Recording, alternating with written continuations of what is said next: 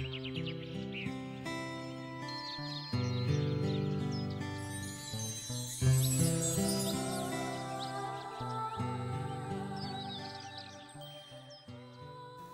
que la Vierge Marie, l'Immaculée, est-ce qu'elle est passée par le purgatoire? La question, telle que je la pose, fera dire à certains, mais c'est évident que non, puisqu'elle est toute pure, elle est immaculée, elle est pleine de grâce, elle n'a pas besoin de se purifier.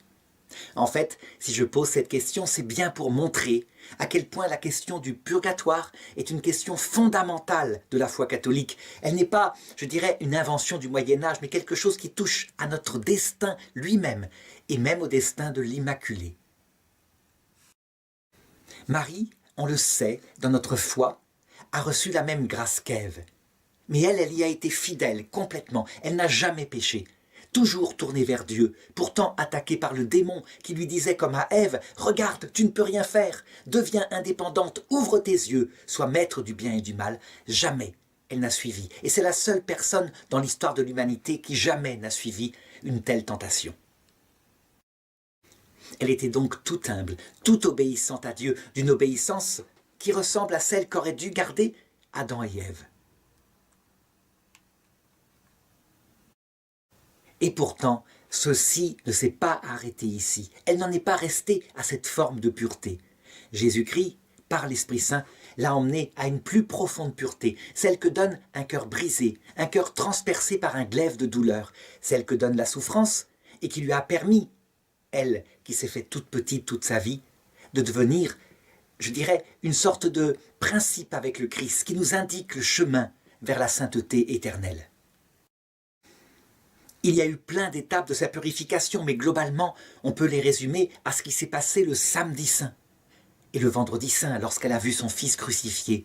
Et le samedi saint, lorsqu'elle était dans le silence, elle seule croyait. Et tout le monde avait disparu, tout le monde avait quitté son fils.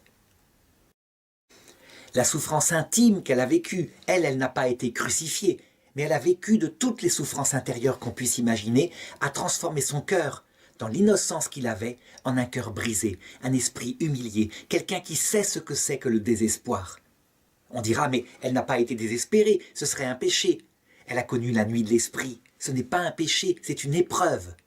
Ça n'a rien à voir avec la désespérance volontaire, une sorte de révolte contre Dieu, ou même le désespoir de ceux qui, les pauvres gens, ne savent plus ce qu'ils font sur terre. Elle, c'est autre chose.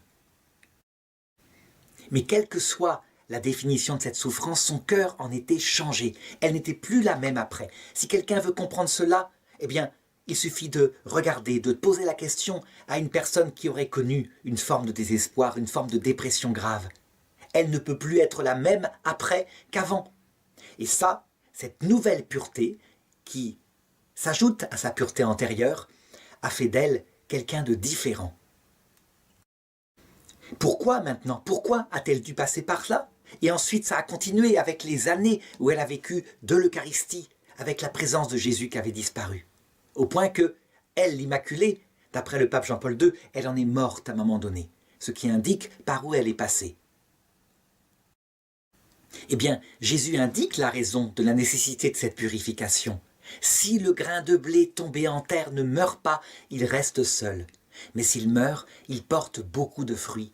Pour voir Dieu face à face, un tel Dieu, infini, en puissance et si petit, si humble dans sa vie trinitaire, eh bien, il faut devenir kénose, pauvre de cœur, un cœur brisé, un esprit humilié. Ça creuse en nous des abîmes où Dieu peut loger.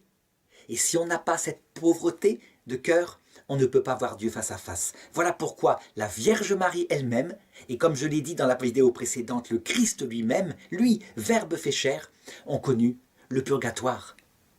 Non pas celui qui fait passer du péché à la pureté, mais celui qui fait passer d'une pureté de l'obéissance à la pureté d'un cœur brisé, d'un esprit humilié, tout humble.